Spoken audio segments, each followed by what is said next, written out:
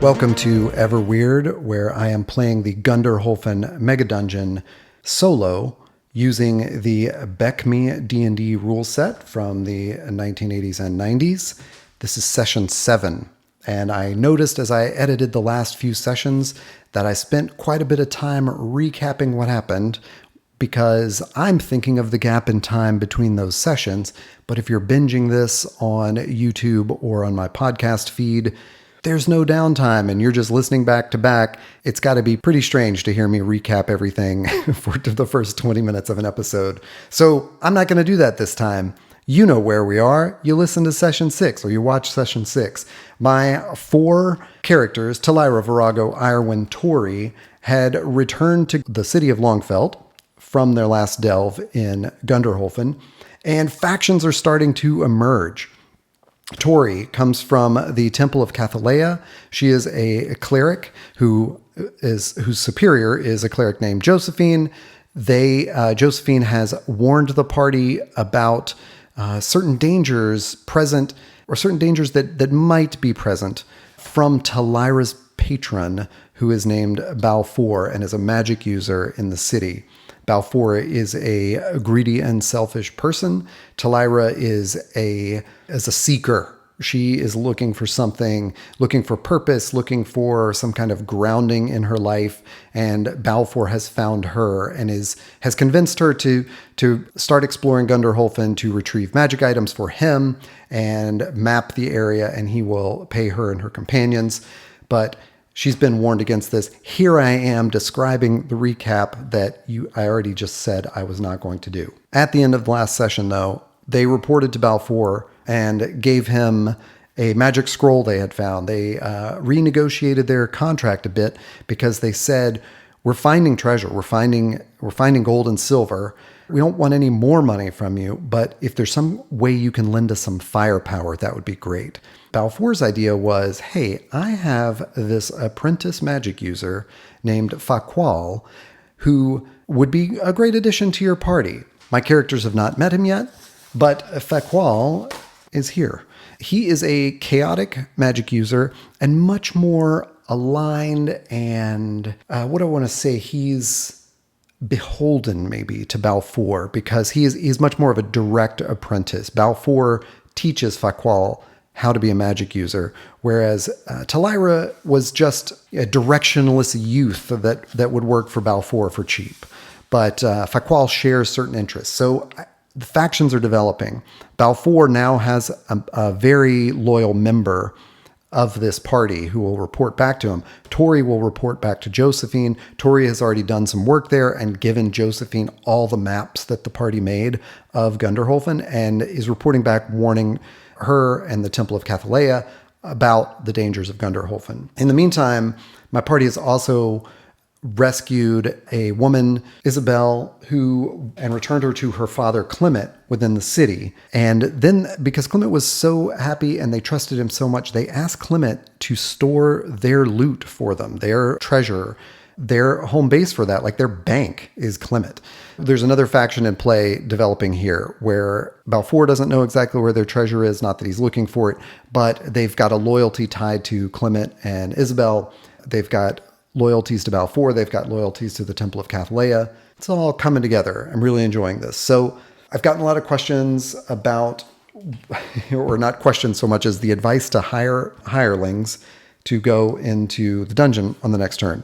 As we left off, these 4, they could not meet Faqual at that moment when they reported to Balfour because Faqual was at the library researching something.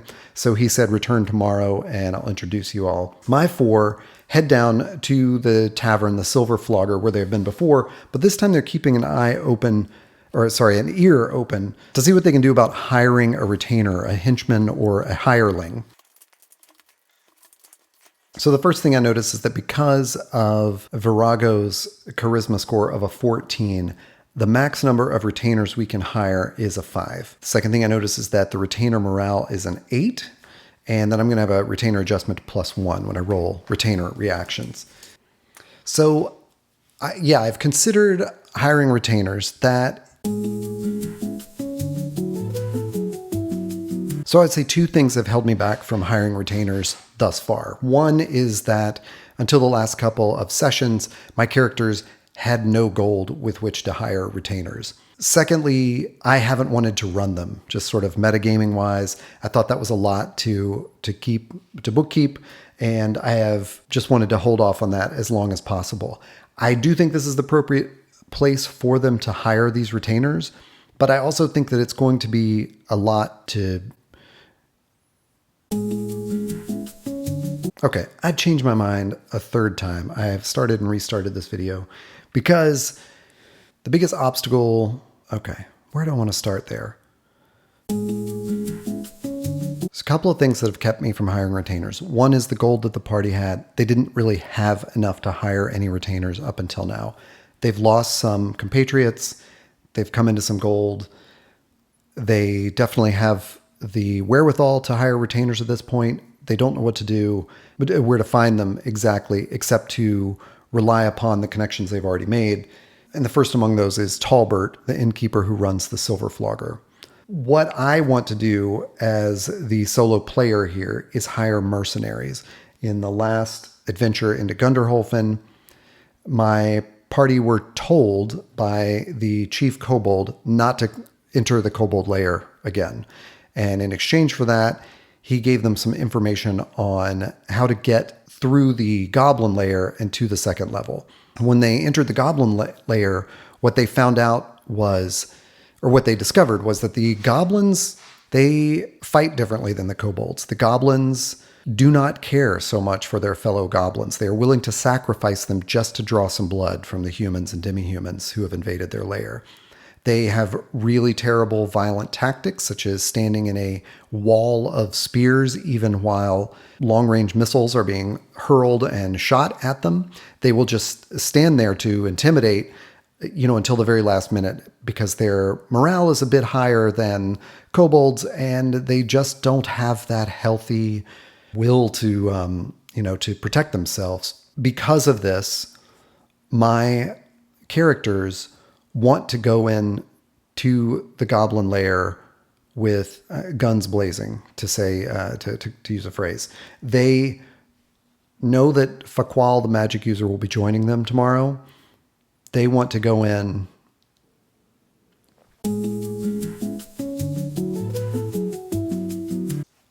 right. So I've literally stopped and started this about 4 times now. The main things keeping me from using retainers at this point were a lack of gold where I could hire retainers, and then metagaming that I, as a player who is already running 4 to 5 characters, thought it would be difficult to manage retainers. I know, having looked into the rules cyclopedia, that what I want to do at some point is hire mercenaries, perhaps archers, who would come in with me and help clear out a certain area.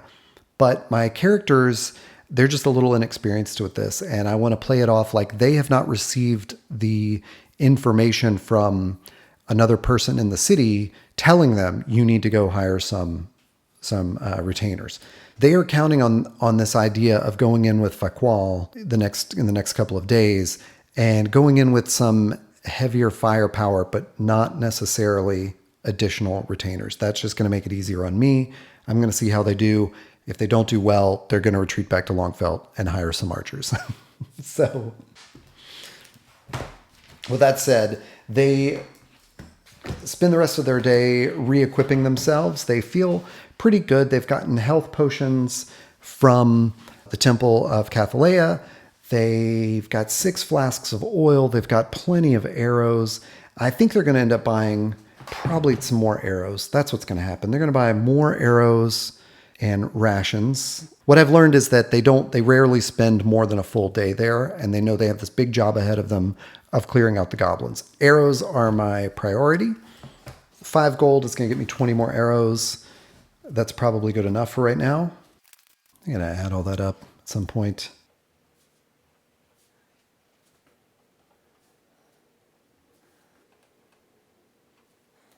All right, so quick math, and I've got 890 gold, 23 silver, and 65 copper. We buy more arrows for 5 gold. They have a nice night. They eat really well. They kind of somberly, they celebrate, but they also take in what's been going on. This is the first sort of longer day they've had to breathe it all in and think about. They've rescued someone. They've seen the danger in these monsters. They've seen how horrible they can be, but they've also lost friends, and they've had to learn a whole lot about adventuring in a dungeon and the nature of life and death and the danger around it. All of them at this point, as I've detailed in previous sessions, feel a pull towards the dungeon and feel a purpose for being there. So they know they're going back, and they're maybe not in good spirits, but they're in a good headspace for going back. They don't drink to excess. They keep their wits about them, and they then just go to sleep in the Silver Flogger. They rent another room. It's 4 silver, I believe. No, it's 3 silver. And their meals were 11 copper each. I know this is messy. I've got another sheet like this coming that will help me manage my party inventory a little bit better. So that passes the afternoon and evening of the 10th. The next morning, which is the 11th, they awake, have breakfast in the Silver Flogger, which is going to be 24 copper. They then head out to meet Faqual. Why delay? They travel to Balfour's place, and he lets them in, and they notice immediately, of course, he has brought with him Faqual to this main foyer where he welcomes them into. Faqual is a fairly average human in all respects. With that 9 strength and 15 constitution, he's perhaps a little bit beefier than maybe even Balfour is. He doesn't have that haggard, skinny magic user who's been bent over books learning the arcane arts.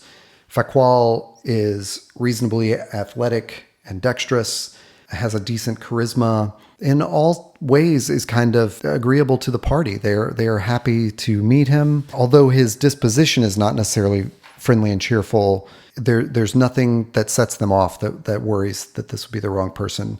They each approach Faqual, as they shake hands or grasp forearms or whatever the traditional greeting is within Longfelt. Virago holds on to him for like an extra second, and they say, "As Balfour told you everything about how this will be." And Faqual is sort of caught off guard and says, "Yes, of course. Balfour has prepared me as well as he could."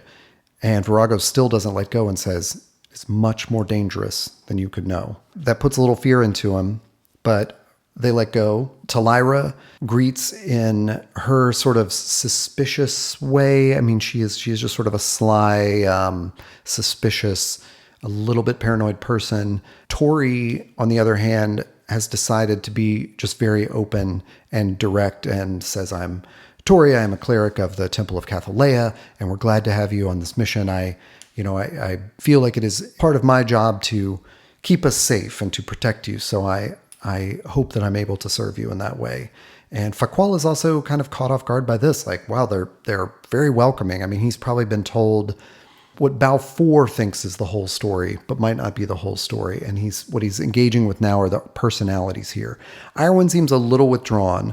She is a halfling from outside the city and has lost her one good friend here in the city in one of the previous delves. So she is a little withdrawn. And Faqual picks up on this and doesn't press. He can see each person is taking him in their own way.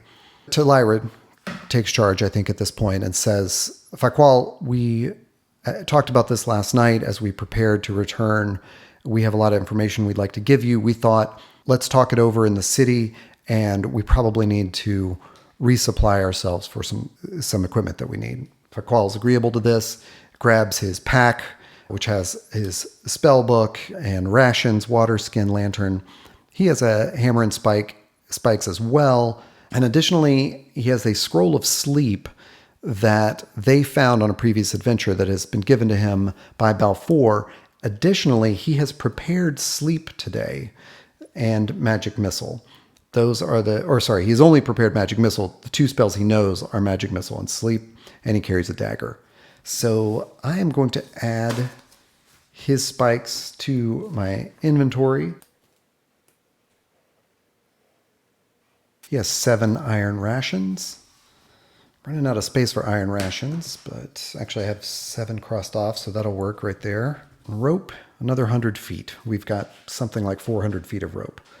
That's great. They take Faqual to the Silver Flogger into the tavern, and they tell him what's going on. They tell him about the kobolds, that uneasy truce that they've made with the chief there, how nasty the goblins were. Faqual, again, like all of them have been, his eyes are wide. He is just thinking like, oh my God, this is real and this is dangerous. These people my age are going in and finding rooms full of these horrible monsters and fighting them and stealing their treasure back.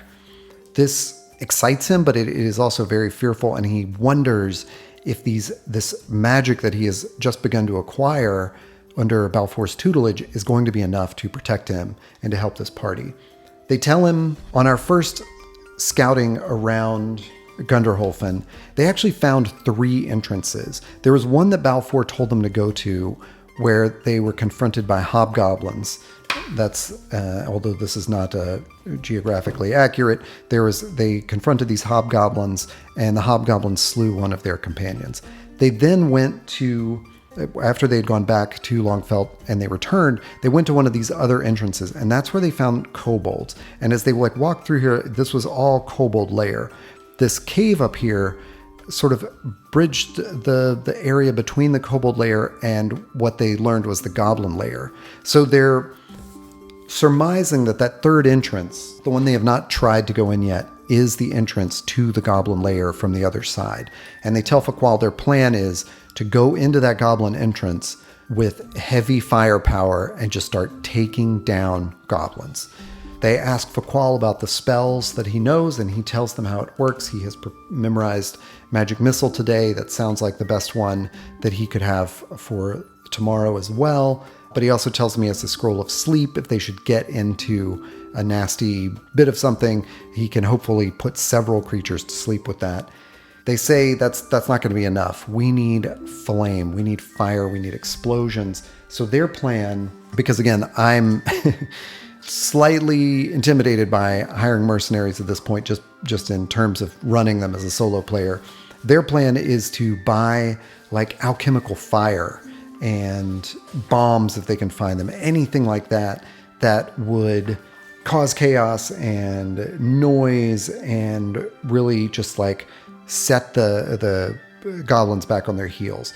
The easiest thing they can do is buy a bunch of oil to burn. So burning oil is going to do D8 damage, and it's only going to cost me 2 gold per flask. So the burning oil, those flasks they're going to weigh about 10 coins each. They've got 6 right now. To be honest, I think they're going to get 20.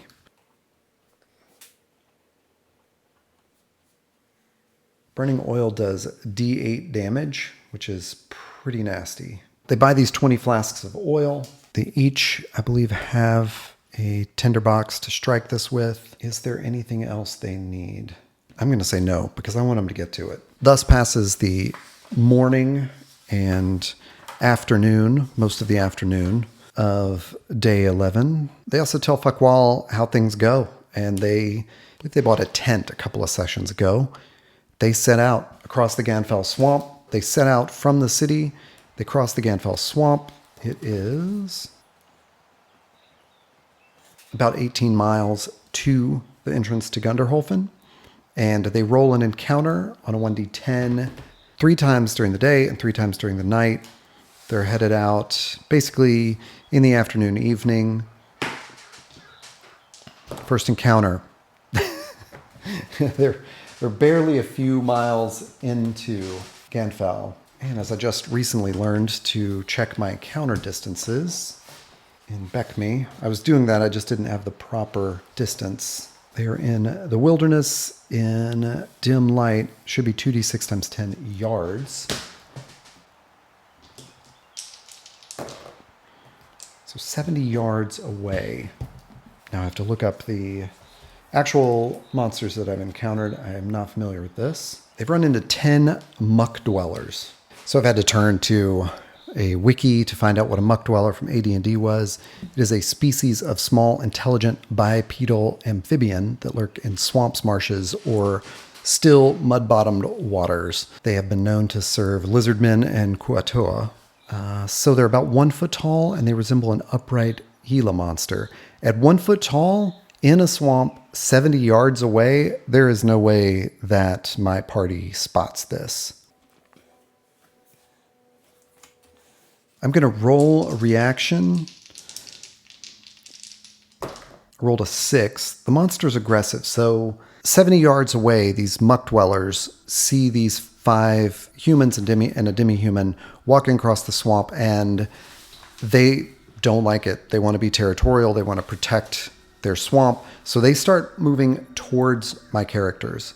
My characters are oblivious. I mean, these are 1 foot tall. It's a little bit different when you're in old school where you don't do like perception checks and things like that. But let's roll to see if my group is surprised. My group is surprised. Perhaps I should have rolled for the muck dwellers. They were not surprised.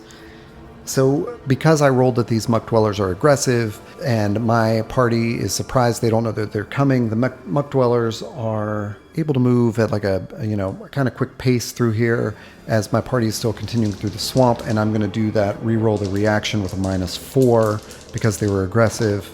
I rolled a 9, so -4 is a 5. They're still aggressive.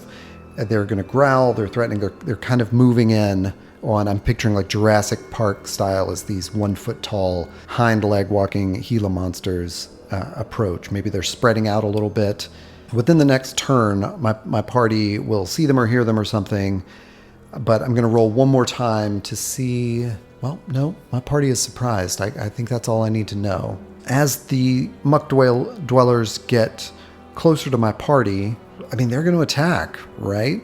And they've got a surprise. I don't need to roll initiative. Suddenly my party is aware of this, a couple of sounds of like little flutterings in the grass near them, or in the swamp vegetation, as some little movement is there. And one comes after Talira. Its attack is a jet of water that it, I assume, just sort of spits out. My party is walking in the order of like Virago and Irwin are in the front. Talira and Fakwal would be sort of in the middle. Tori would be in the rear as they follow the trail.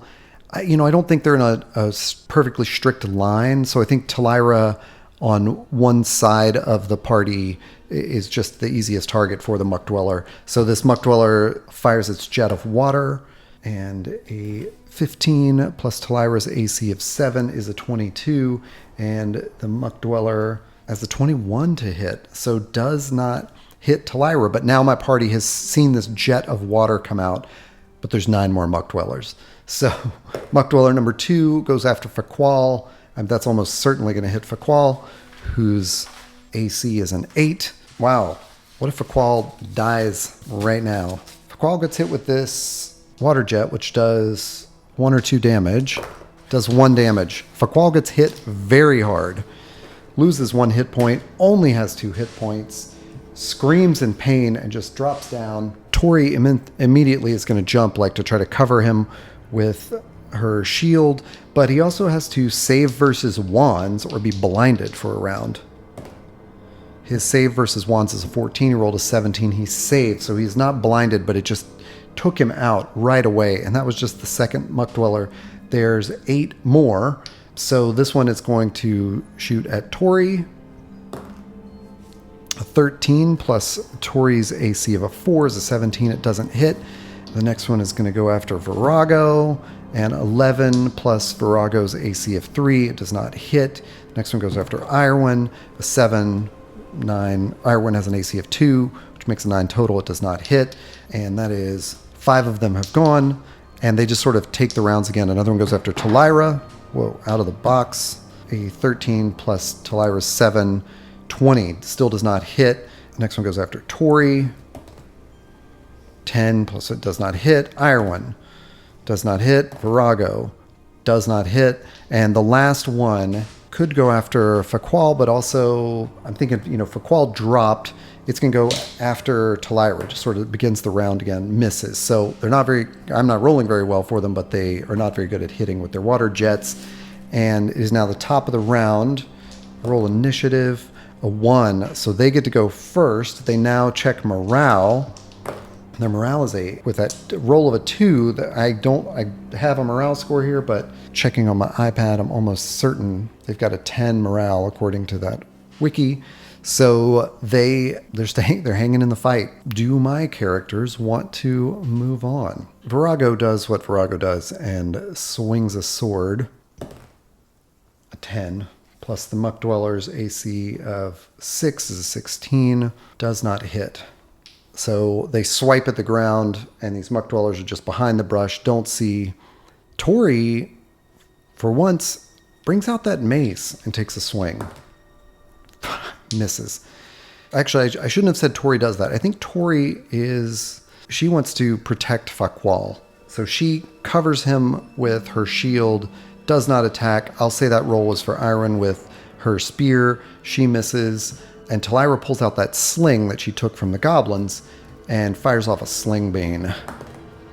11. Does not hit. Faqual is furious. Sees these little things. He's furious, but he is also terrified. And as Tori is covering him with that shield as best she can, she's scanning around, trying to see where the Muck Dwellers are going. And he begins to just mumble some arcane words, and she sees that this strange magic is coming out of his hands as he is saying these words and casting magic missile. Now, in Bekmi rules, a magic missile is just one single missile, and this is the only spell that Faqual has prepared for the day. Faqual generates, Tori sees this magic is shaping into an arrow that is floating outside his hand, and he releases it. It fires across and hits that little muckraker that came out to squirt him, doing 1d6 plus 1 damage. Does 2 damage. Hits the Muck Dweller, not a muckraker, but a Muck Dweller, but does not eliminate this Muck Dweller. Top of the round, we roll for initiative. I feel like I rolled for initiative. They won, and then I acted. Is that correct? Or did they all attack? Yeah, I screwed that up somehow, but they had that act of surprise. My character should have been able to go after that surprise. Now at this top of this round, initiative, it's still on the Muck Dwellers. They roll morale? Ooh, a 12. They run. That magic missile frightens them, and they run off. I am still getting accustomed to the procedure of combat in Bekmi, which is strange because it's not really that different. But I think this is more about just being a solo player and being biased towards my own characters. Nonetheless, I'm trying to play it off as fair as I can. I'm really trying not to favor my characters. But I will say that magic missile was so dramatic and stung that one Muck Dweller so good that they all start to run off. Talira fires a sling bean after them. A 12 plus their 6 to 18 doesn't hit.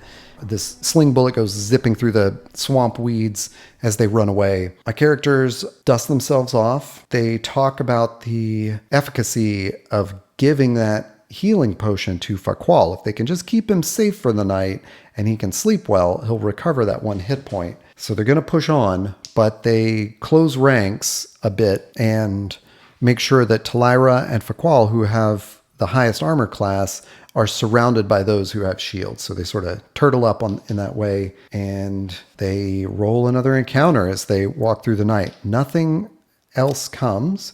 They're going to roll their 3rd encounter for the night, and nothing comes. They now have to spend the night in the swamp. They set up their tent. They're right off the trail. They know there's occasional traffic here, but they also know there are monsters to be seen here. So I'm going to roll encounters through the night as they keep watch. No one is they're not going to force Faqual to take a watch tonight because he's down a hit point. He only has 2. The others take all the watches. And of course they arrange it so that, whatever it is, a 10-hour or 12-hour, but they're just going to be 3 watches, there's going to be 3 rolls, even though they'll all take a watch so that they can all get a full night's sleep. I'm going to go in this order. They've got a little grace period as they set up camp for the night. And then once it gets dark and they start hearing the swamp noises there's a ambient buzz of insects and wildlife. Strangely, it quiets down everything around them because these noises are there, but they're not moving through the swamp. And each person who takes a watch is able to hear a little bit better what's going on around them. On Virago's watch, no encounters. On Iron's watch, no encounters. On Tori's watch, no encounters. Talira takes the last watch, wakes them all at dawn so that they can get moving, and they start moving through the swamp again on the day of the 12th. No encounters in their first roll. Usually I rule that it takes them 2 watches, meaning 8 hours, to get the full 18 miles there. Sometimes I reduce that to like 5 rolls, so I rolled again, no encounters. They arrive at Gunderholfen in the late morning, and they walk around that third one that they haven't been in before. So they're keeping a good distance, but they're searching for a very particular entrance that they've only seen from a distance. So they're trying to identify it, trying to know where they are. I am going to scratch off some rations for that day. I don't know why I didn't buy more rations in the city, but I'm going to say I did buy rations in the city. I think I meant to. I just wasn't paying attention, and I'll just scratch those off as appropriate when I get to it.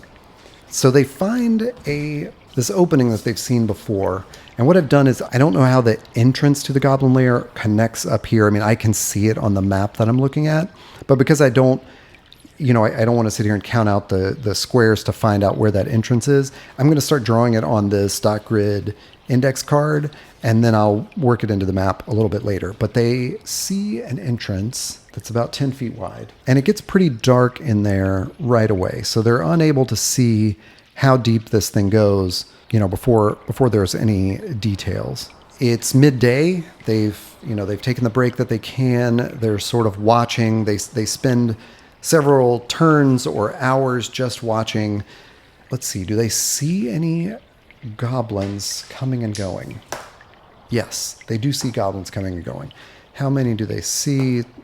So they see about 6 + 1 goblins coming and going. So they're becoming convinced this is the entrance. Do they want to wait till dark to go in there? I think they do. I was about to roll for it, but I think just strategically, they don't want to go in while it's daylight and they will be easily seen. So they wait until the sun starts to set. Oh yeah, Faqual has healed up overnight and is back to his full health of 2 hit points. They know the goblins are here. Like, they've seen them. Faqual has gotten his first look at these hideous little creatures. They come up with their plan, which is, let me think about this. I think they're going to sneak up as best they can around the sides of this entrance. Looking up the range on a burning flask of oil. So it's about a 10 foot, 30 foot, 50 feet at the long range. What I can see on the map is there's about 40 feet in there until there's a portcullis. They're going to sneak up here and they're going to spy down there. They've got to do it while there's a little bit of light. I, in previous sessions, had said that Dobahai, the dwarf who died, was the only character who had infravision. But I'm realizing, doesn't Irwin also have infravision as a demi-human? I don't think they do. I'm glad I checked, though. I had sort of thought all demi-humans had infravision, but I see it's called out on the dwarf page and the elf page and not on the halfling page. So because of that, my character is going to have to approach a little before it's fully dark because they aren't able to see straight down this passage. So they're going to take their time to wind around as best they can. Faqual that morning, I think, has prepared magic missile. Their plan is if they see goblins, each of them is going to take an oil flask, light it, and throw it in there, just hoping to trap the goblins in their tunnel with this oil flask. Or, alternatively, they're going to just hit them with arrows, javelins, and sling bullets. As they get up to the entrance to this cave and they peer in, they don't see the portcullis because it is raised. But they are able to see in the darkness there that there are several goblins. They're not sure of the number. They've seen 7 coming and going. That might be how many are sort of like in this entrance right now. They don't want to throw the burning oil flasks in there because that will they would remain burning there for almost an hour, and my party would have to wait. It's better to use the oil flask when they have the goblins trapped in a certain way and they don't have to pass through that area. I don't know why I'm trying to narrate this. There is a mechanic for this. It's called surprise. So I roll for surprise on a 1 or 2 for either side. Yellow die is going to be my party. Black die is going to be the goblins. A 1 or 2 on either die means both parties are surprised. I don't know how my party could be surprised, but my party is surprised somehow. What my party is surprised by is that one of the goblins sees them and fires off a sling bullet at Virago. Virago's AC is a 3, and that 11 is not going to hit Virago, but basically Virago being sort of the biggest person in the party, this sling bullet comes flying down. So the goblins have obviously seen them and gained the initiative. And another goblin, one of them whips off the sling. Another goblin pulls this lever here, and a portcullis lowers across this. Another of the goblins fires off a sling with a -4 because my character is able to take some cover. So 15, let's say they shoot at Tori. I don't think a 15 is going to hit. Tori has an AC of 4, so they actually rolled a 19, but they have a 20 THAC0. So yeah, another sling bullet bounces off of Tori's shield. My heroes are able to duck around the corner there and roll for initiative. So I do a simplified initiative where I roll a d6 and 1 through 3. The adversaries go first, 4 through 6. My party goes first. Adversaries have the initiative again.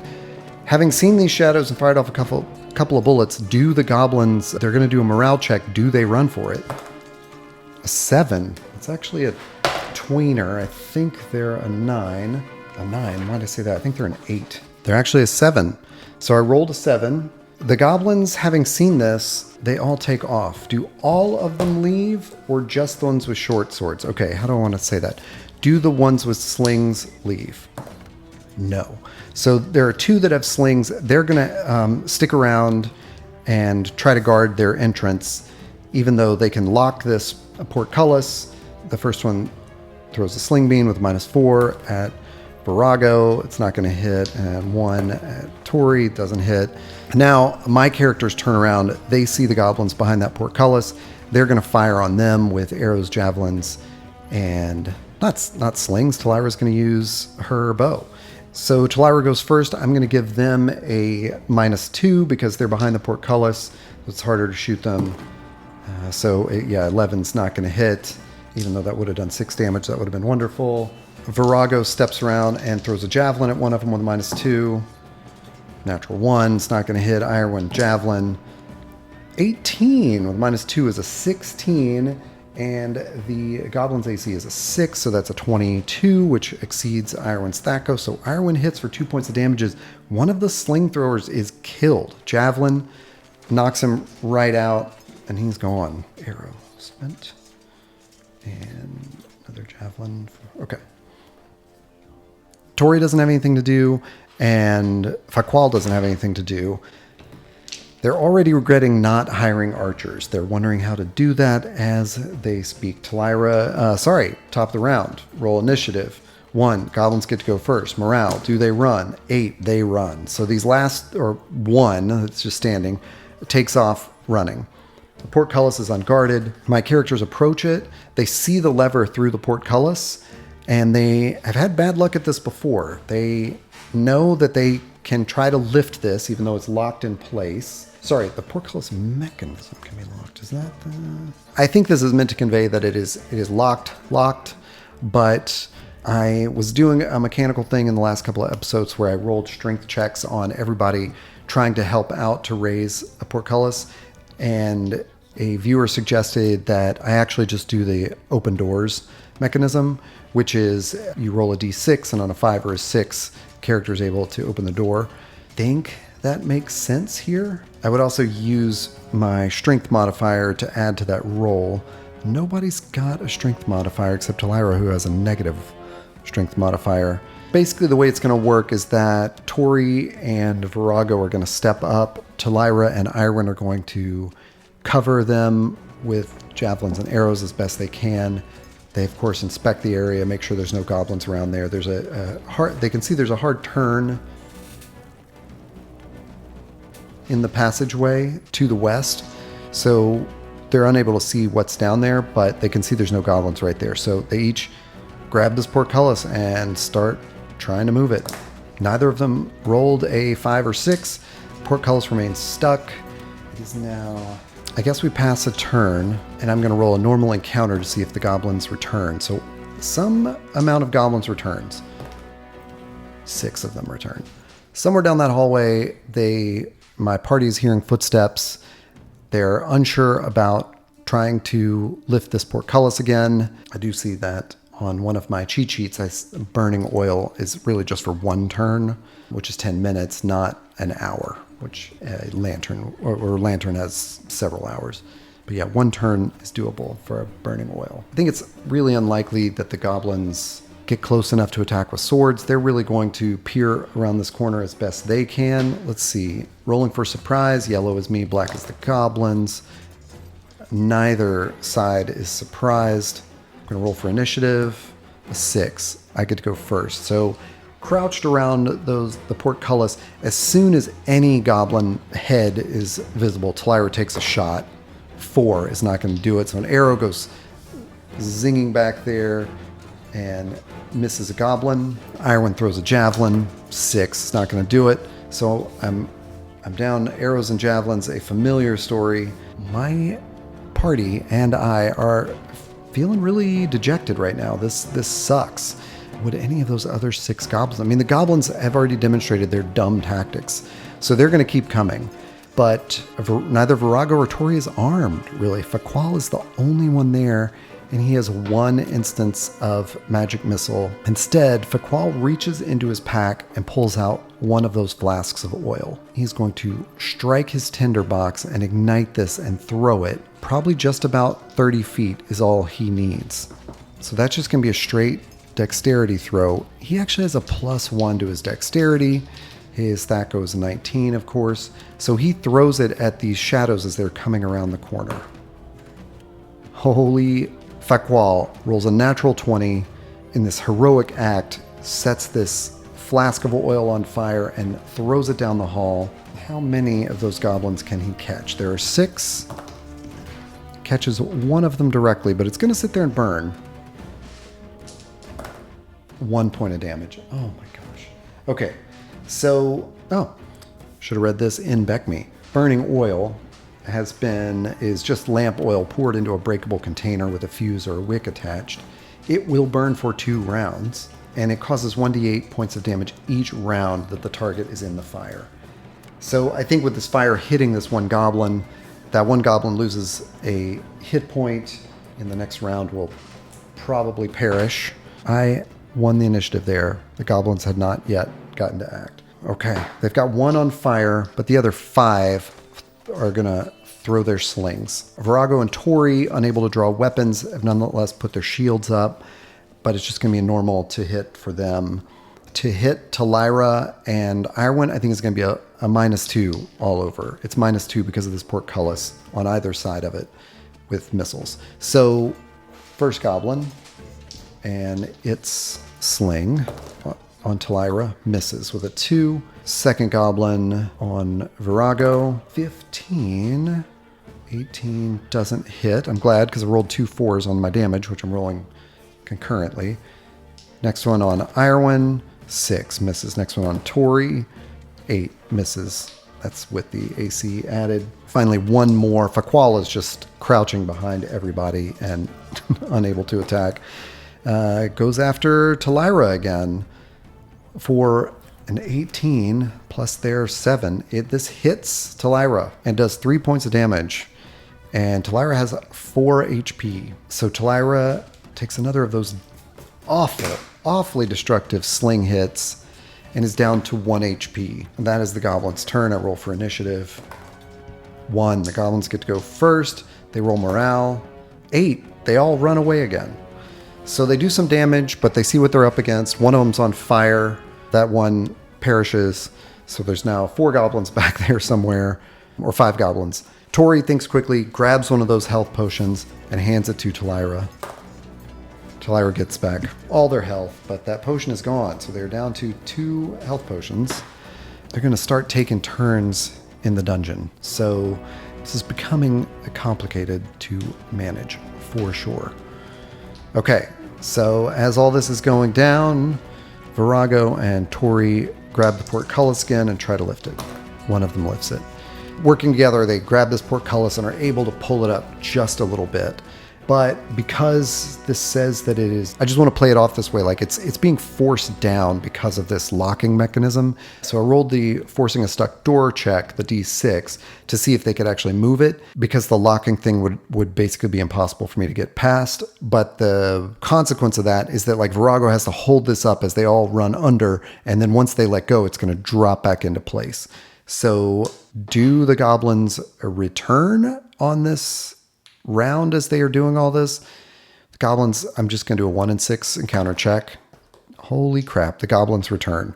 Do all 5 of them return? Yes, all 5 of them return. We slip through the portcullis and those goblins reappear. Neither side is going to be surprised. I'm just going to roll for initiative.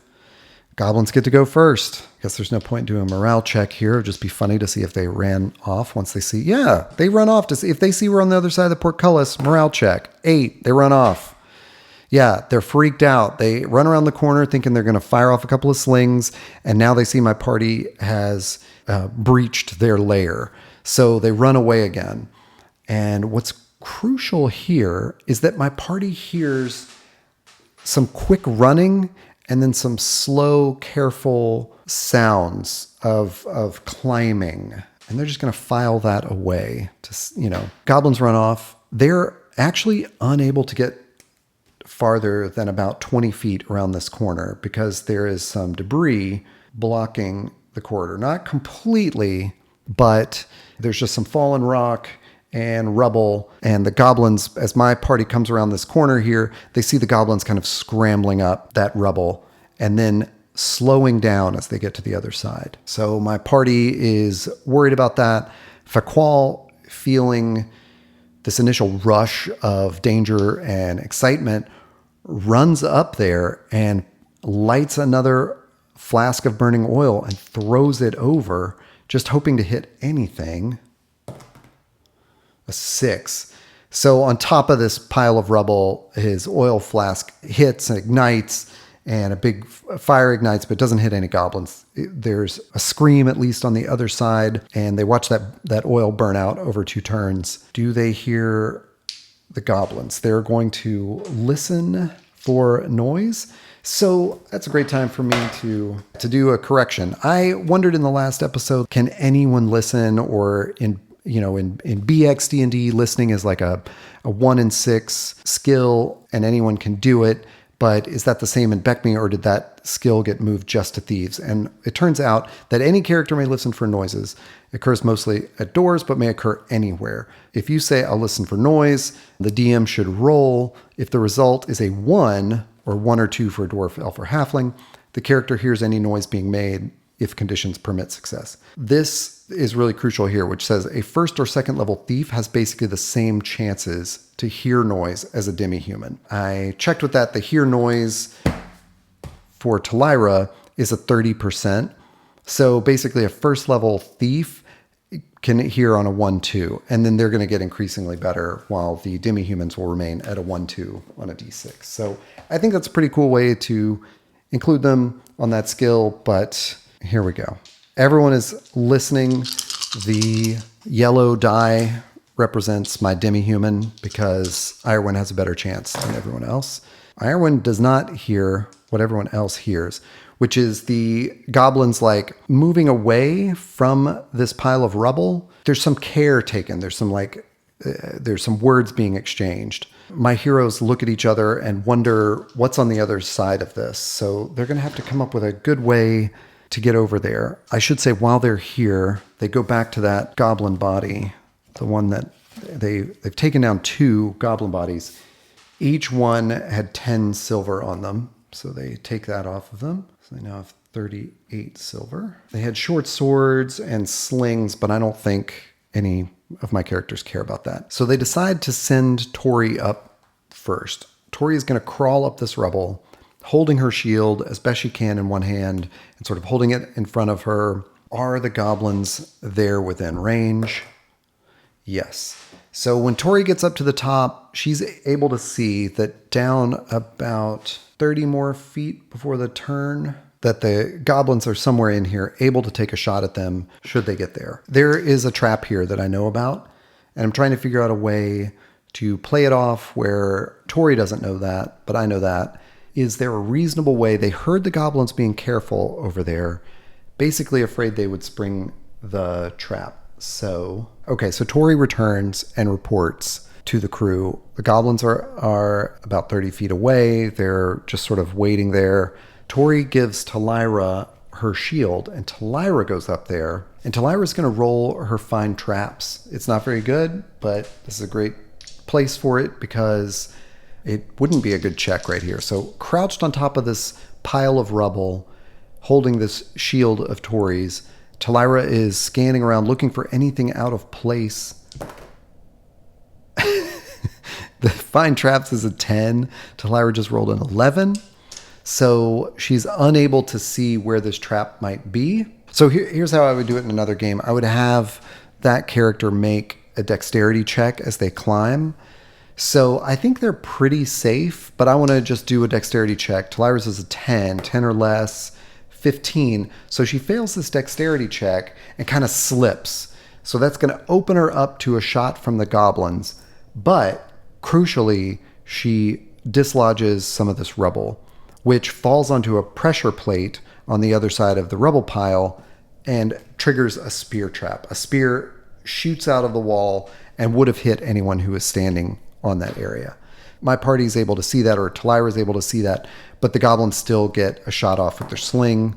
A natural 20. Oh my gosh, they're going to sting Tori again.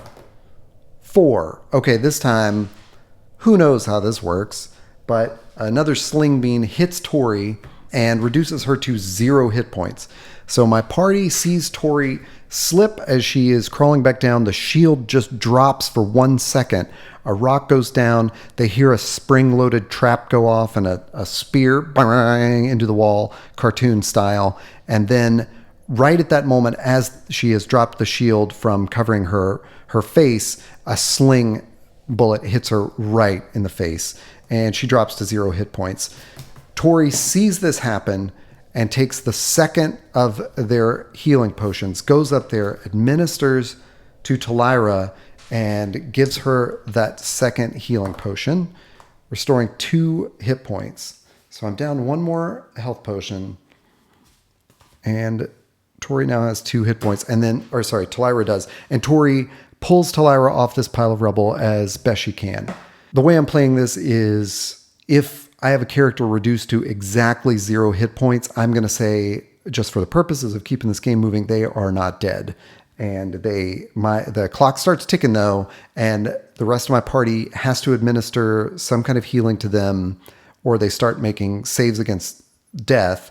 And if they fail any save against death, they do expire and die. But Talira in that case didn't even get to the chance of having to save against death because Tori was on hand to see her collapse, see her get hit, and quickly administer another health potion.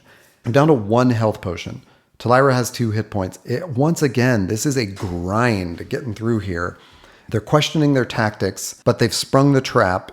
They're fairly certain there's no other trap there, but they're going to have to climb again. So this time Virago goes up there. Virago is holding their shield and just takes a javelin. Same rules as before. I'm going to say it is a -4 on their attack. They fling a javelin at those goblins back there. A natural 20. Fantastic. Virago takes out another goblin. The goblin just ducks its head around, splat. They take it out. The goblins, though, are going to get a free shot off at Virago. So another sling comes flying over there. Oh, thank goodness. A 9 is not going to hit. Does Virago keep going? Okay, I think at this point, the goblins... I'm going to roll a morale check for the goblins. I'm playing a little fast and loose here because this is a weird encounter. 6. Goblins are there, but I don't think they're visible. They're crouching around that turn as much as they can to get some cover and just hoping to just sadistically pick off my party. So what my party decides to do is have Faqual take a third oil flask, hand it to Virago, and Virago is going to pitch it as far as they can down the hallway, just hoping to keep the goblins away for a second. So Virago lights that and tosses this oil flask down the hall and starts a fire there. Whew.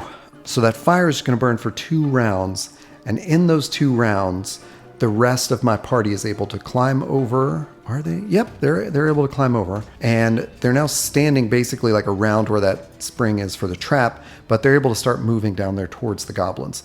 I'm going to roll morale for the goblins again because of this fire. The goblins have moved on somewhere, not sure. And I realized that I should have put this card in this orientation because I've already run out of space for my map.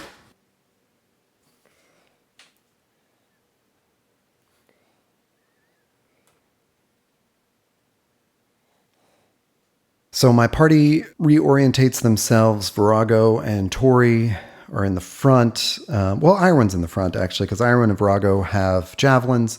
Tori is behind them, trying her best to protect Talira and Faqual, although they're reasonably confident at this point that there's nothing behind them, because they would hear goblins scramble over that rubble that's there. There's about a 50-foot long hallway here. Once that fire burns off, one of my party, I guess it's going to be Tori, is going to light a torch. Faqual's ready to fire a magic missile. Talira's got her bow ready. Tori's burning a torch. And here we are in the Dungeon Time Tracker. I'm just going to start on a new hour. A torch is going off. They go down to the hallway, and so I ran off. I'm going to do a goblins check as they get to this corner. 3. Goblins do not appear.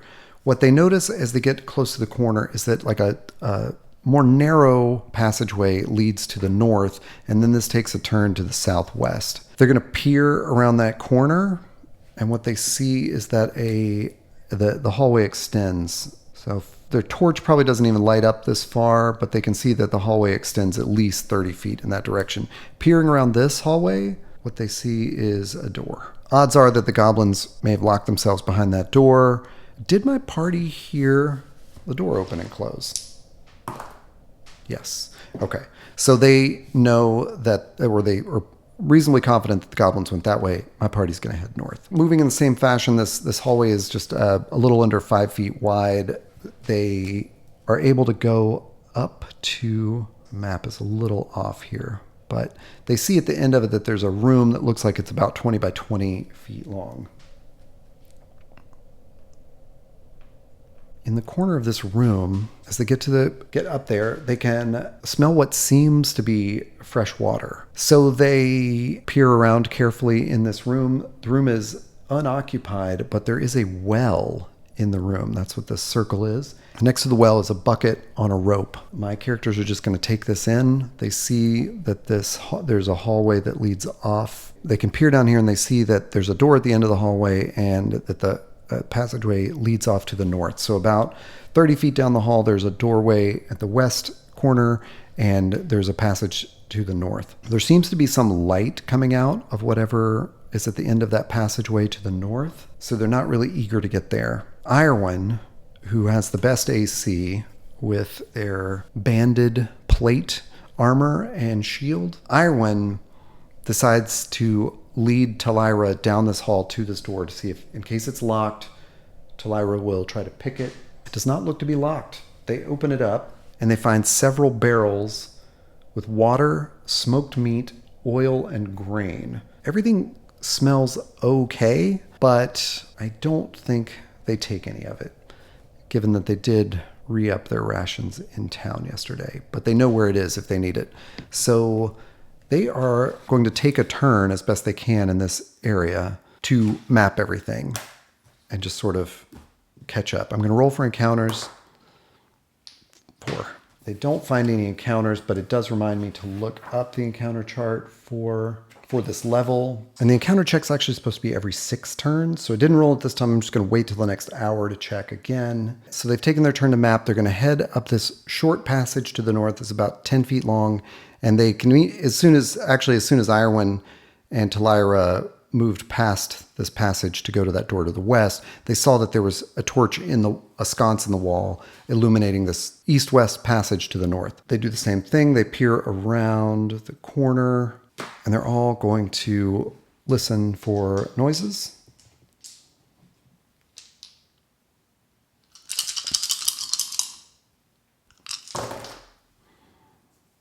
Wow. And pretty much everyone hears a noise. I'm going to say Faqual doesn't hear this noise. At the west end of this hall, there are social sounds of goblins. Like there's just sort of chatter and some shouts, some boisterous vocal activity. They're not really sure if it's happy and celebratory or drunken, but that's what my party's hear. So after hearing that, they're reasonably sure they can probably sneak up on this, although they're going to have to go down 30 feet of very well-lit hallway. There are torches in sconces every 20 feet or so. So they're not going to explore the east side of this hallway. They're going to go towards the noises.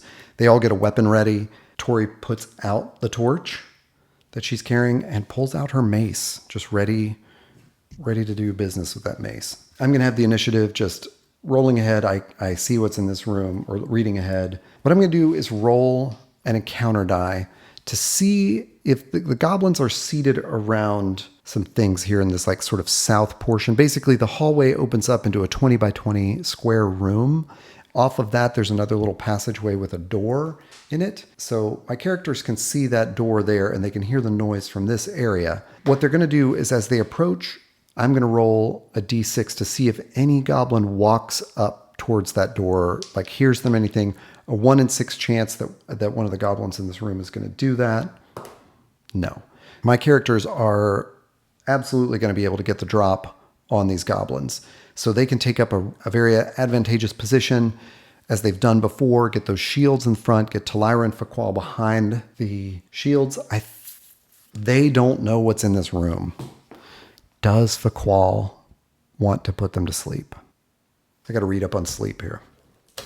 So the caster gets to choose a 40 by 40 area.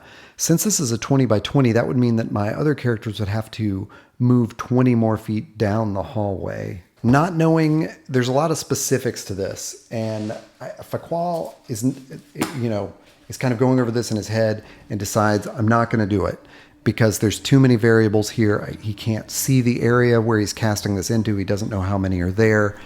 It just sounds like, what if I accidentally put my party to sleep? What if, something else terrible happens? I think we've just got to face this. It doesn't sound like a lot of goblins in there is how he's justifying this.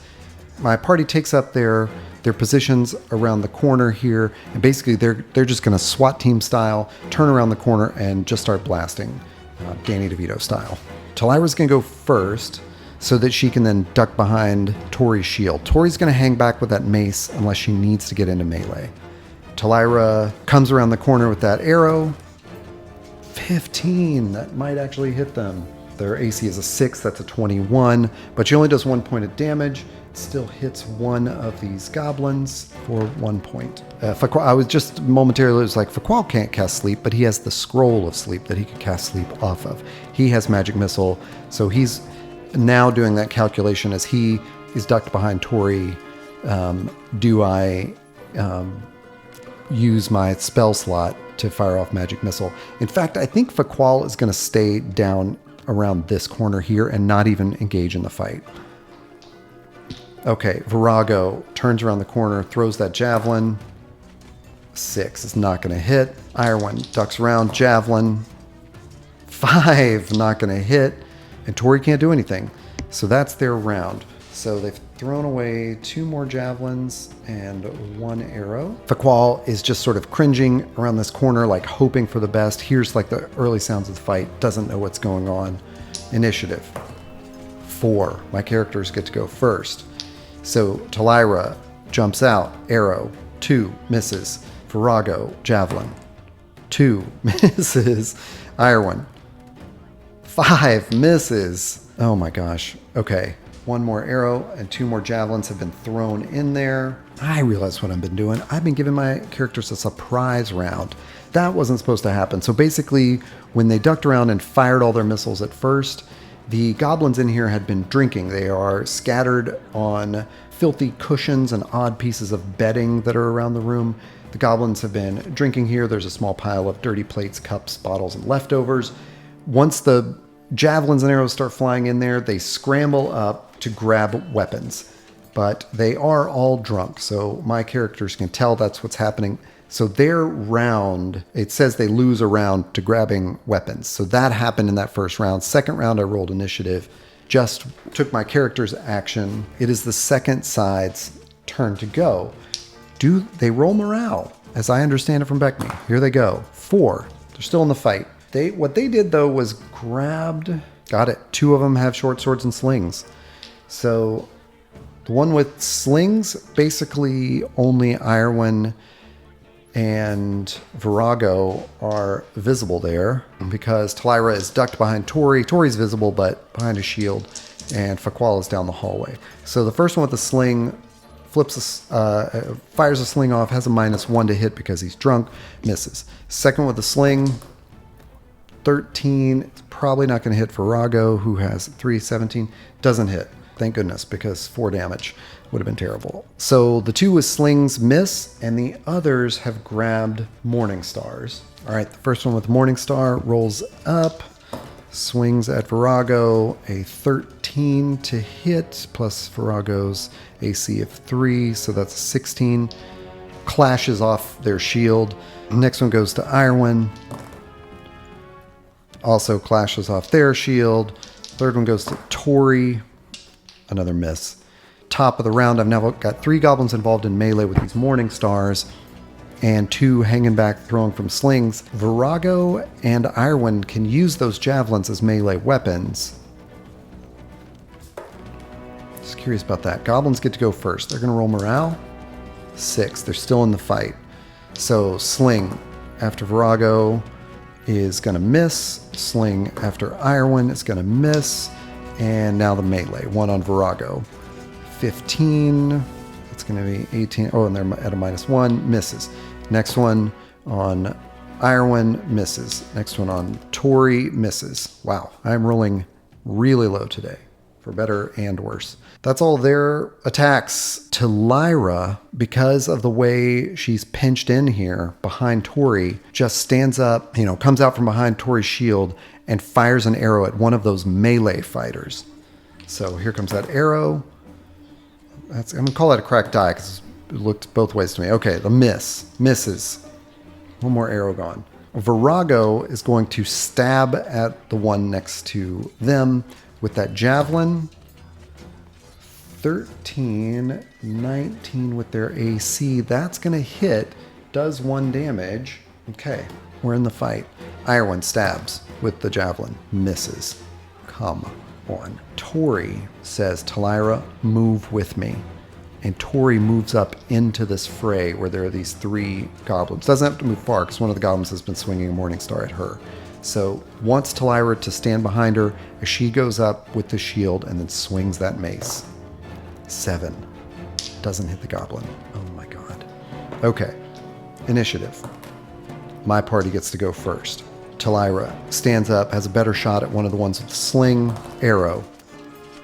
13, probably not going to hit. Nope, that's a 19. Hits it, does 2 points of damage. Great. Almost. That one is almost down. Virago stabs the one in front of them, misses.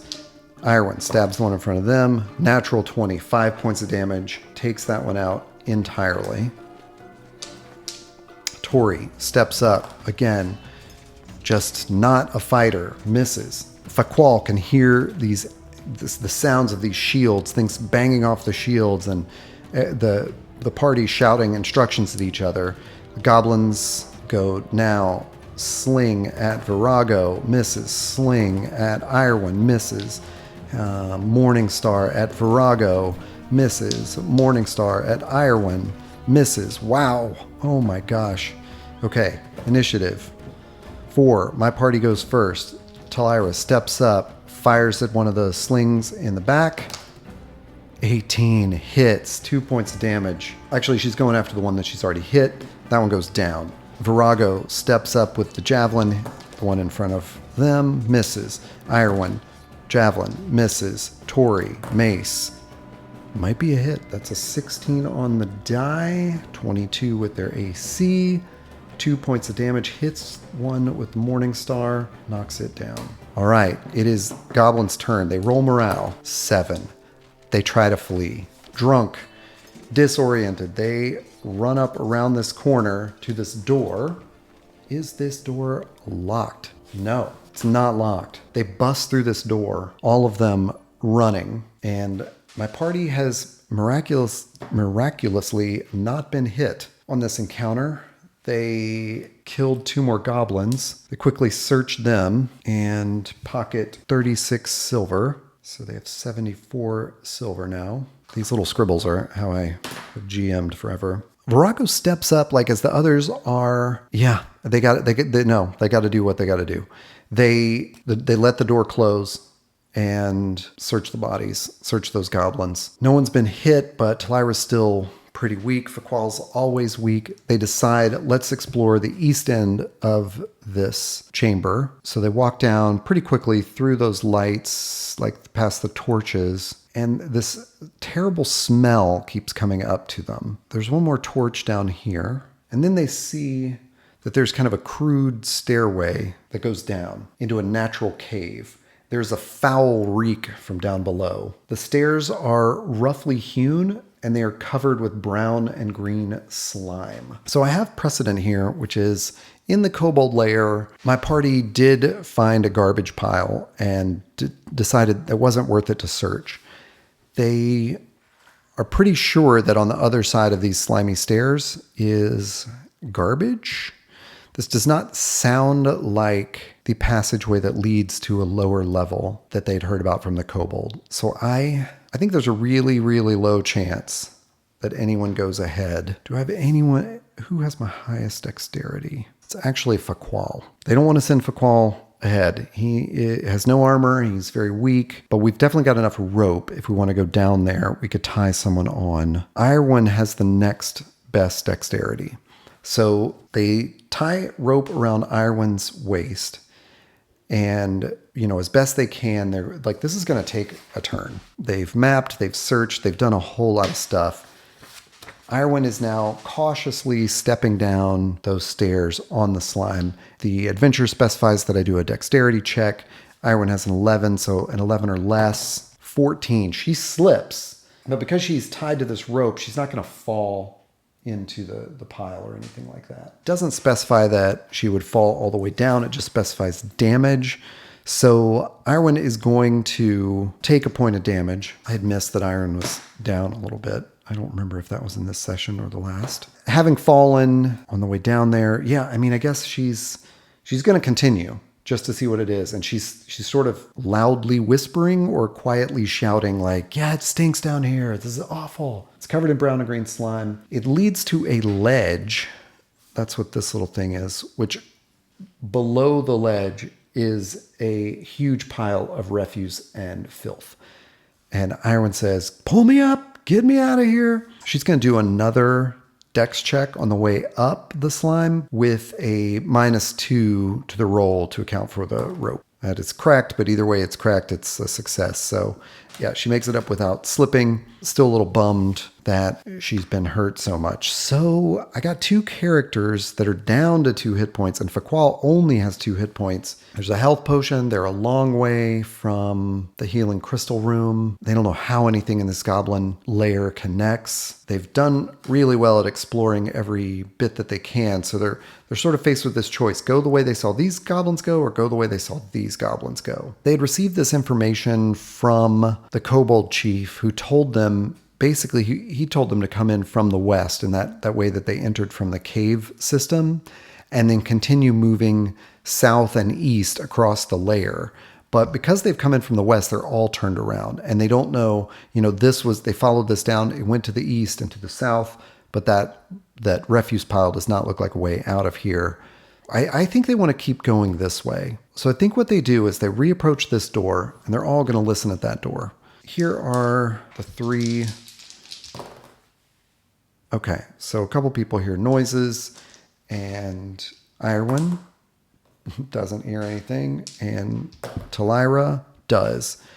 What those that hear something on the other side of this is the sounds of goblin life back there. They're hearing footsteps and voices and some clattering around. It sounds like this might lead to like living quarters or something, and that they surprise the goblins in sort of a rec room or like a drinking room or something. So because of that, they're going to head south to this door that closed. They suspect that 5 goblins ran in there, but for now, it makes the most sense for the direction they would go. So they backtrack along here. That's going to cost them a turn as well. All of this listening and backtracking. Once it gets dark again, Tori relights that torch. They take up their guarded positions, They get up to that door, and they're going to listen at the door again. Wow. Okay. Everybody except the thief and Tori hear 5 voices within this area, whatever it is. I don't know how they would check the door. They're just going to hope that it is unlocked because they have encountered mostly unlocked doors. 2 of them are going to take oil flasks. No, 3 of them are going to take oil flasks. They also don't know if it's lit on the other side. So they're taking a big risk here. What they're going to do is throw this door open and throw these lit burning oil flasks in there no matter what. That's kind of what they've decided. That the odds are they hear goblin voices, there's goblins in there. Tori's going to throw the door open. Virago, Irwin, and Faqual are each going to throw a lit flask of oil in there, trying to hit whatever they can. I'm undecided on whether they take aim at the people in there or the things in there, the goblins in there. They don't care if it's lit or not. The light. So anyway, Tori can put her torch out and just throw this door open. Tori does that, throws it open. Virago leans in, sees 5 goblins. They're sitting around a table playing dice and drinking. Because of that, they're going to be easy to hit. I'm not going to give them a bonus or anything, but I'm not going to give them a penalty because they're throwing into darkness. There's also a torch and a sconce on the wall. So this room is lit, and in that split second, Virago throws their flaming flask of oil. A 16 is going to hit. They all have the same AC. So it's a 22, and it just hits the leader and does 2 points to the leader. Faqual steps up, throws his flask of oil. 8 misses, but look at that if he'd hit. Misses, but there is burning oil in there. And Irwin throws hers. A 2? What in the world? How do you miss? Misses hitting a person, but there are now like flames in this room, and the leader has been hit. They slam the door closed and quickly grab 3 more flasks of oil. On their initiative, what are the goblins going to do? The goblins roll for morale as they've just gotten attacked. Now, they rolled an 8, but because there's a leader there, their morale is a 9. So they actually don't flee. The leader is like, make those intruders pay. Now, what do? 2 of those goblins are going to run over to that door and try to push it open. Tori is really the only one holding that door closed. So Tori's going to do a strength check. And succeeds, holding the door closed. I guess these goblins can do a force locked door. Let me try that. The goblins try to force this locked door, but I don't know how to rule this. Only one of them got it. In my case, I ruled it like if one person has gotten it, they've gotten the portcullis open, but it seems sketchy that I probably should have done it where 2 successes got the portcullis open earlier. I think the goblins would need 2 successes here in order to hold off a fairly strong human. So Tori is holding this. The door, moves a little bit, but she's basically able to hold it. She tells Talira and Faqual to get back.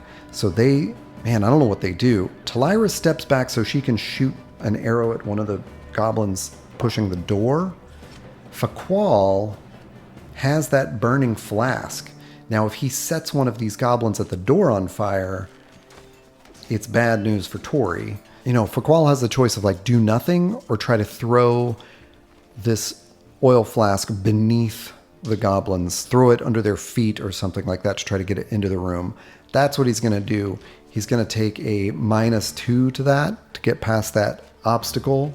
When Tori lets go of this door, these goblins are going to rush out, and Tori's not going to be able to grab her mace on this round. Nonetheless, they do that. Virago and Irwin are sort of choking the area. That's what they do. As they hear the goblins run into the door, they hand their oil flasks to Faqual and take up their javelins. So when this door opens and the goblins sort of stumble into the hallway, Virago strikes, and in this case, I think Virago's going to get a +2 to their roll. So 10 is still not going to do. It still misses. That goblin stumbles out of the way. Irwin, good lord, 7 plus the goblin's AC is not going to do it. So they both move. Talira fires an arrow. Misses. And that's all they can do. The other goblins are going to get out.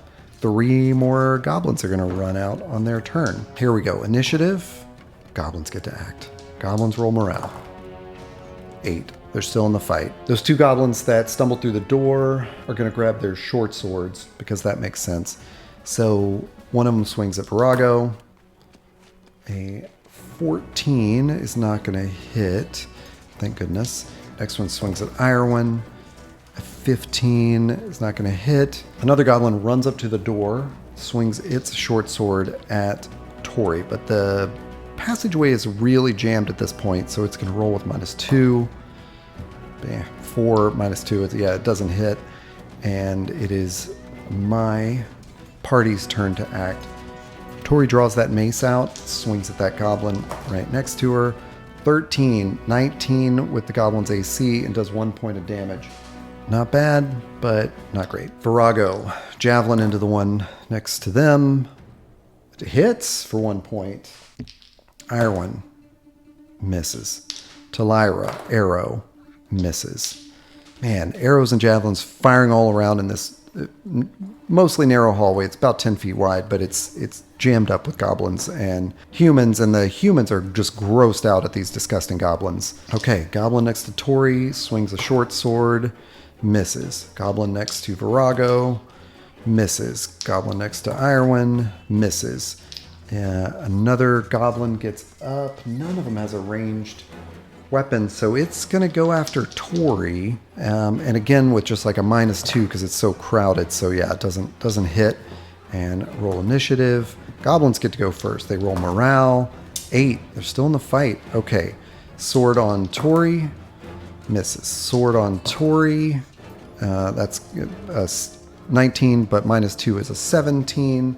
Plus Tori's AC of 4 is a 21, and the goblins have a 19 to hit. So it does hit Tori, and for 5 points of damage? Is that going to kill Tori? This is so dumb.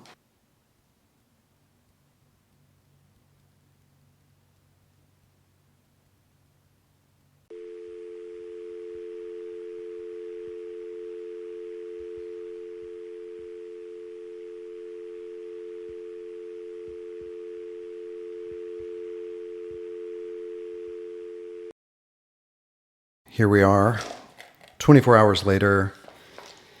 I had to step away after that last scene that really confounded me. It confounded me in every aspect of playing this game solo. I wondered, is Gunderholfen the right dungeon that I should be playing? Is Beckme the right system? Can it be adapted to this? Is there always going to be this constant struggle between the system and its rules and the adventure? A lot of these things are solved at a table when I'm the referee or the GM and I'm playing with players. It's easier to make calls, and it's harder when you're a solo player trying to learn a system, trying to learn a dungeon.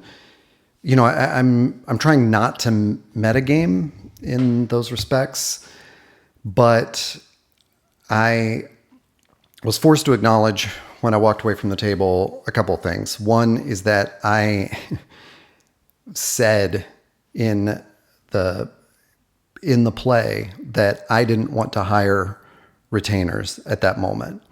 I charged in. I kept going after the goblins. I thought this idea of just hurling burning oil at goblins was gonna work for me.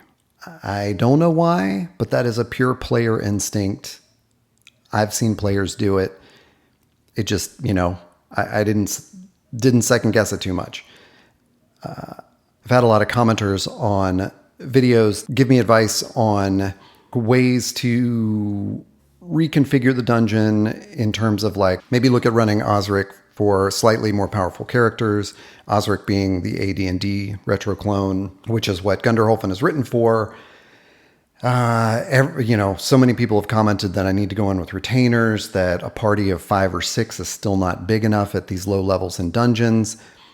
And it wasn't like I thought I could prove that wrong. I guess I went in thinking that I would be able in the moments to parlay with monsters or remove myself from a monster situation.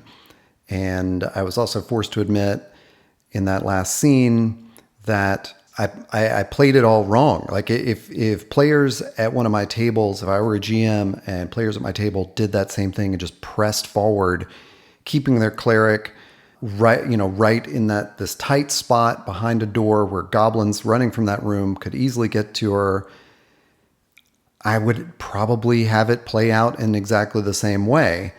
I had already made the decision not to go with the damage presented in Gunderholfen, but instead just roll a d6 for any goblin weapon. I don't think those goblins had too many hit points. Their THAC0 was between a 20 and a 22. I don't think there was any way for me to change the stats in the moment to make it a, quote, fair fight. I was really forced to admit this was my own dumb decision making that led to this. So in short, as my characters got pinched in this hallway and made the decision to open this door to throw burning oil at the goblins, once the goblins pushed through that door, my cleric Tori was left with another round to draw her weapon. I, to be honest, can't remember if she had her mace in her hand when she died or not, but 2 goblins attacked her right on the inside of the door and just fairly hit her. I wasn't adjusting rolls or anything like that. It was just bad tactical play. My other characters are slightly behind her in this hallway. Faqual, the magic user, has a flask of burning or oil ready to be burned in his hand. Virago, my fighter, Talira, my thief, and Irwin, my halfling, are under assault from these goblins. There were 5 in total. I think 2 of them had gotten through the door, and 2 of them in the room were firing or throwing sling bullets at my characters. These 2 goblins that forced the door stabbed Tori, killing her. And I'm stuck in that moment of like, this was for the first few sessions of this solo RPG experiment, I knew I was going to lose characters, and I wasn't getting too attached to anyone except Talira and Virago. I felt like those were the 2 concepts I'd come in with. Tori was the next one that I felt an attachment to. I really liked this story of Tori having a low dexterity and having to give up a farm life that she might have had and instead become a cleric and longed for this adventure.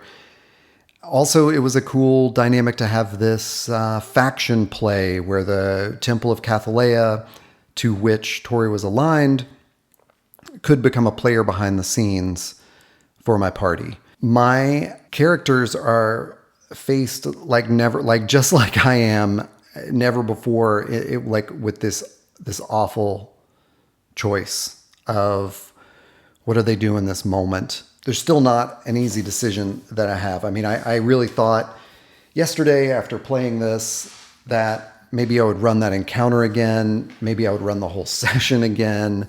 Maybe I would just call a do-over. Anything to avoid making the decision that I'm going to make, which is that events played out the way they played out. Tori has died. She was holding the last of their health potions. They're pinched into this hallway, and they're just in a tough spot. And I, I likewise, I should mention that I don't relish the idea of saying, yeah, I could have hired hirelings. Like I looked at the mercenaries, I looked at the archers, I thought, here's what I'm going to do. I'm going to bring 10 archers in here, and those archers are going to help me clear out the goblin lair. Well, in the sense of the game, like in the story of the game, why wouldn't those archers then hang around and start looting the dungeon? You know, like, can I hire them for a job and then dismiss them? Does that make any sense? Or do I have to keep them with me the whole time? It was a difficult way, it was a difficult problem to manage as a solo player. I also didn't like the idea of using retainers as meat shields and damage, soaks. I didn't want to play that off where people I'd hired were going to take all the damage instead of my characters. I think what I'm going to do is I'm just going to play out this session. Usually it's been pretty easy to sit down as a solo player and run like an hour, let the chips fall where they may, and then kind of unplug and come back. I'd been on this run of recording several sessions in a row where I was keeping up with the story really well. I felt like my decision making was good and my descriptions and everything. And then yesterday's session just totally threw me for a loop. Like I was hesitating making decisions, and I obviously made the wrong decisions and got a character killed for it. Yeah, I'm just grappling with that. It's a weird thing. I guess what the best way to say it is, the emotion I'm wrestling with is like, is this fun for me? Because I would assume a lot of solo players wanted to play this game solo because I love D&D so much, and it's been hard to schedule with a group lately. Well, and plus I want to do these things, like I want to play a mega dungeon and I want to learn BECMI. So I thought I had this solution, and it's hard for me to pull away from BECMI or Gunderholfen because the whole idea was to learn those things. Yeah. So I'm going to play this out and reevaluate after this session, figure out what to do.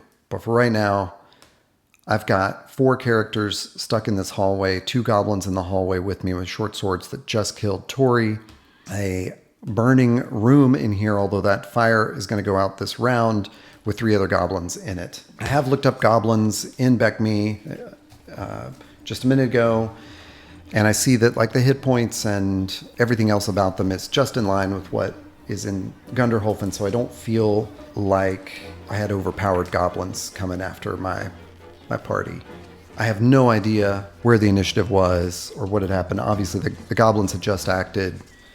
I'm just going to play it like a new round. So here we go. Initiative. My party gets to act first. They see their companion, Tori, slump over. There is that unfortunate, familiar feeling of shock. Tori was just as tough as any of them, with a 4 AC. Granted, 3 hit points is not a lot, but there's nothing in their heads that made them think that Tori was weak or exposed. They've lost companions along the way who were otherwise weak or exposed. Tori was just helping them out, doing the thing that she wanted to do in here. Virago realizes what must be done. So Virago is going to use their turn to run forwards and slam that door closed and hold it closed. They do that. Irwin, furious, steps forward with their spear or javelin, I don't remember which it was, and strikes at one of those goblins. 18 hits, does 3 hit points of damage. That goblin, unfortunately, is not dead. Talira, likewise, incensed by this, just driven to action blindly, or not blindly, but just fires an arrow despite the fact that Virago is, in range now, like down in the scrum. 12. Ooh, plus the goblin's AC of 6 is an 18, and Talira does not have a dex bonus to affect that. Fakwal does the only thing that he knows to do. He drops that flask of oil. He hasn't lit it yet, but he just drops it on the ground, so it's going to shatter and not be available, because with his hands, he is doing the somatic gestures to cast Magic Missile, the only spell that he has available to him. He casts Magic Missile on one of those goblins. Just 2 points of damage. Virago is holding the door closed. They feel, or they will feel, when it is the goblin's turn, that the goblins are moving towards that door to push it open. One of the goblins out in the hall with a short sword strikes at Virago. 5, misses, or clinks off their armor. The other one runs at Irwin. Oh, Irwin's down on hit points too. 16 plus Irwin's AC is a 2, so does not hit Irwin. And I roll for initiative. 5. My characters go first. Irwin shoves that spear into the goblin next to her. 7, 13, doesn't get there. Faqual is driven by motivation he doesn't even understand, because he's never been in a fight. He has no more magic available to him. Draws his dagger, runs to that goblin on Irwin. 17, hits it. 3 hit points down. It is still up. Talira takes aim at the goblin next to Virago. 15, 21, hits it for 6 points of damage, kills it. So one of the goblins falls. The other goblin hears its companion fall, realizes it's alone in this hallway. Its leader is cut off from them, so its morale goes down. I'm going to do a morale check. 5. It stays in the fight. It's going to swing at Irwin. 10. Plus Irwin's AC of 2, it's not going to get there. New round. Initiative. I go first. Irwin, furious, stabs at it. 13 plus 6 is a 19. The 6 is the goblin's AC. 6 points of damage. Stabs right through this goblin with her spear, and it falls. The goblins behind the door are pushing. There are 3 of them. Virago is shouting, I can't hold them. I can't hold them. Virago's not tremendously strong, but they do have a 12. Talira just almost like a breath says, we have to get out of here. Looks over at Faqual and Irwin. Faqual nods. There's just terror in his eyes. Sweat has broken out on his face. He is so scared.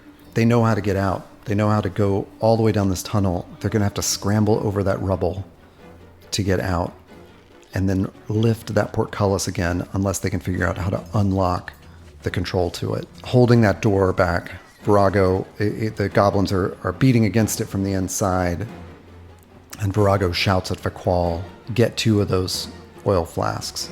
As they're shouting that, they grab their hammer and iron spikes. Irwin and Talira know what's happening. They run up to the door and brace it as Virago starts nailing spikes into this door to jam it shut. Those goblins know exactly where the party is in their lair. So the leader inside that room, they hear them shout something in this goblin language. And what's happening is the leader is saying, get them from the other side. It's going to take at least 3 rounds if they are at a dead sprint for them to get there.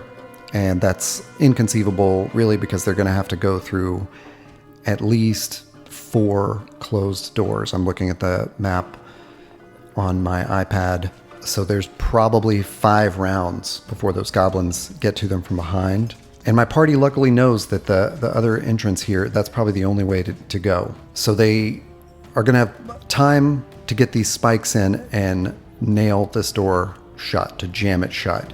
Then they're probably not going to have time to set a trap with the burning oil. So they're just going to run for it. I liked the idea of setting a trap, but I don't think it's realistic. I do think the leader would have told its goblin minions to go get them from the other side. And along the way, these goblins are going to scream to every other goblin in this area to follow them. In that time, my party will have a couple of minutes to grab the health potion out of Tori's bag. Grab whatever oil and just a couple of torches, spikes, things like that, but they're not going to have time to rifle through and grab all the rations. And I think gold and silver would be easy to recover because it's on a wallet. Talira grabs that amulet of Tori's that represents the Temple of Cathalea. Yeah, they grab what they can, but they can't grab the armor. They do grab that shield. So they hand that shield to Faqual. Faqual slips those flasks of oil back in his bag, and they run. So in those 4 to 5 rounds, they're going to have time to slow down and get over the rubble right here. They're going to be able to get back there to the rubble in 1 round of running. Within the next round, they're up on the lever to the portcullis. Talira is going to try and open locks check. Doesn't make it. So despite spinning a couple of rounds working with her thieves' tools, can't get it open. Virago and Irwin grab that portcullis and just try to force a stuck door with it. They don't make it. The goblins get 120 feet closer. They're going to try to force that portcullis again. They don't make it. Goblins get 120 feet closer. Let me see. They're coming. Crack die. They don't get it. The goblins are in the hallway now and approaching the pile of rubble. Faqual is going to throw one of the flasks of oil at the pile of rubble on this side, so it explodes in a giant fire. The goblins see that and they're going to hold back. It's going to burn for 2 rounds. Irwin and Virago can't get the portcullis open. Talira tries another open locks check. 86. Doesn't make it. Well, it was my next free round before the burning oil burns out. They don't make it. Talira, 63. Doesn't get it open. Goblins are coming over. They're at the top of the rubble pile. Faqual throws another oil flask at it, buying them 2 more rounds. They can't force it. And Talira doesn't get the lock open. 1 more free round. Nope. They can't force it. Talira doesn't get it open. I think there is a rule about open locks checks can't be done repeatedly, but because of the nature of this, I'm going to have to keep doing it this way. Goblins are on the down slope of the rubble, and Faqual throws another flask. As we know, the goblins are pretty cruel in their approach, so they just keep pressing forwards, not always cautious. Faqual is going to actually aim at the one he can see. 17 is going to hit this goblin for 7 points of damage.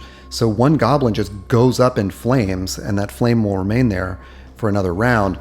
Does the other goblin flee? No, it doesn't. Can I force the portcullis? No. Talira, 13 underneath her open locks check. Gets it just at that moment. One goblin's on fire, the other one shrieks. They've got 1 round of this fire burning. Irwin and Virago can't budge the portcullis, and we hear the click as the tumblers of the lock slip into place. Talira pulls on the lever, and the portcullis raises. They run through the other side and just keep running into the swamp. Pretty sure that these goblins won't pursue them, but not completely convinced. It was the evening of the 12th when they ventured in here, and they are too frightened to stick around. They're going to march through the night, through Ganfall Swamp, just going by the light of the moon, really. So I'm going to say that I'll try to adjust encounters if they have any. Encounters happen on a 1 out of a D10 roll, 3 per watch, nothing. Next, no encounter. Third, no encounter. They've made it about halfway back to... Actually, there's only 3 encounters during the daylight. So those 3 encounters represent that whole day as the sun comes up. My party's exhausted, but they arrive back at the city around midday. They go directly to the Silver Flogger. They pay their 3 silver and retire to their room and they're going to have to think about this. They're shaken for sure.